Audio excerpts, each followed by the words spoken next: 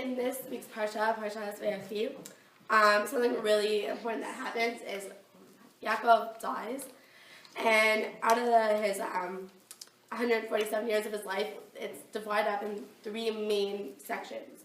So the first 77 years of his life, when he lived in Israel, and it was very peaceful and Torah-filled and everything, it was very good, and it was filled with Torah and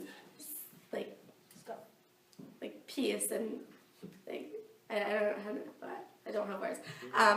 So after that, he was in Quran for 20 years, where he worked for Lavan, and he had struggles with Lavan, and that's where he had his kids, and that's where he married his wives and everything.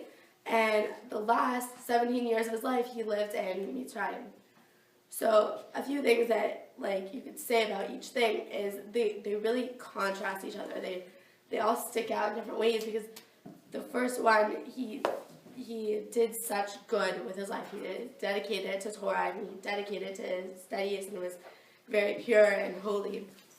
And when he was working for Lavan, there was always a struggle between the two. They always fought one with the other. They always did things Lavan usually did things to get at him, switching Rachel Leah and everything.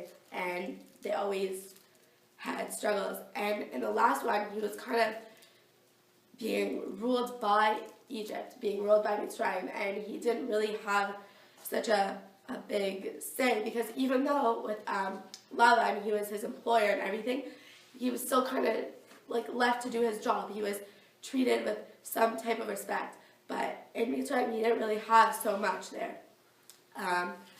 But oddly enough, it says that the last 17 years of his life when he was in Mitzrayim were the best years, because it was such a different thing. He was in a place with so much avodah zarah, and he was in a place with so much bad stuff coming towards him, but he made the best of it, and he got out of it. He got so much out of it, and it goes to show us that these three stages of his life, every time it lists something about Avot's life, or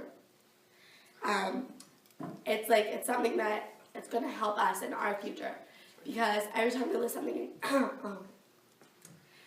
they list his life in great detail, because these three stages, we're going to have these three stages sometime in our life. We're going to have those moments where everything's good in our life, and those moments with struggle, and those moments where we have complete no power whatsoever.